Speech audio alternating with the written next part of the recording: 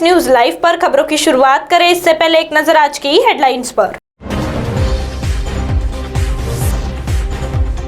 Salon व्यवसायियों और नाटक कलाकारों पर फिर संकट। फल बिक्रियों का दिन भर लगा रहता है मेला।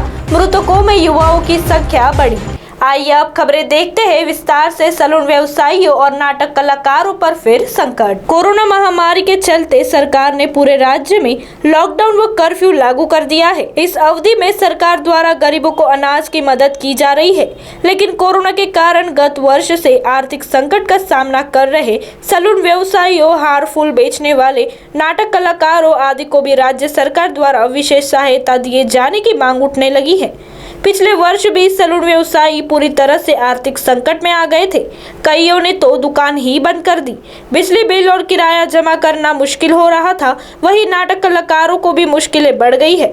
दुकानें खोलने का समय कम होने से फल व्यवसायी भी परेशान हो गए हैं। त्योहारों का सीजन होने के बाद भी फूल हार की दुकानें बंद होने से रोजी रोटी की समस्या निर्माण हो गई है। तो वहीं दूसरी ओर फल विक्रेताओं का दिन भर लगा रहता है मेला। कोरोना संक्रमण की कड़ी खंडित करने के लिए लगाए गए लॉकडाउन में अत्यावश्यक सेवाओं के अंतर्गत फल की दुकानों को सुबह 7 से 11 तथा शाम 5:30 बजे से 7:30 बजे तक की छूट प्रदान की गई है, किंतु गढ़वी चौक से लेकर मोतीबाग रेलवे क्रॉसिंग के पास तक फल बिक्री के नाम पर दिन भर मेला लगा रहता है। नियमों का उल्लंघन करने वालों के खिलाफ कार्रवाई के लिए मनपा आयुक्त राधाकृष्णन बी ने एनडीएस की टीमों को तैनात कर रखी है, किंतु वासीनगर जोन अंतर्गत आने वाले इस क्षेत्र में एनडीएस की टीमें केवल स्थायी दुकानें की खाक छान रहे हैं। सड़कों के किनारे अत्यावश्यक के नाम पर चल रही गैर जिम्मेदार गतिविधियों पर किसी तरह का अंकुश नहीं है। मोतीबाग रेलवे क्रॉसिंग के पास ही रेल विभाग की दीवार से सटकर इन दुकानों को लगाया जाता है। यह कार्रवाई क्यों नहीं हो रही, इसे लेकर आश्चर्य भी जताया जा रहा है।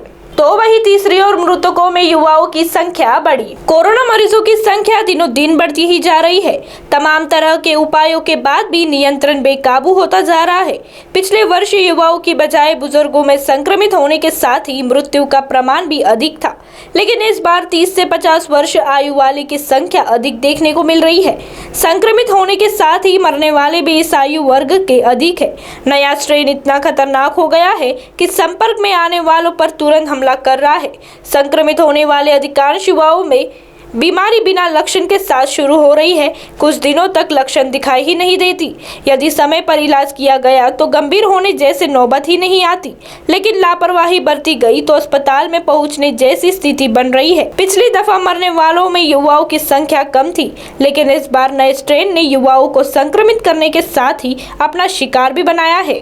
अब आप हमारे चैनल को ऐप पर भी देख सकते हैं। प्ले स्टोर में जाकर एमएनएस हिंदी लिखिए और ऐप डाउनलोड कीजिए। साथ ही साथ आप हमारे फेसबुक पेज को भी लाइक कर सकते हैं और उन पर भी खबरें देख सकते हैं।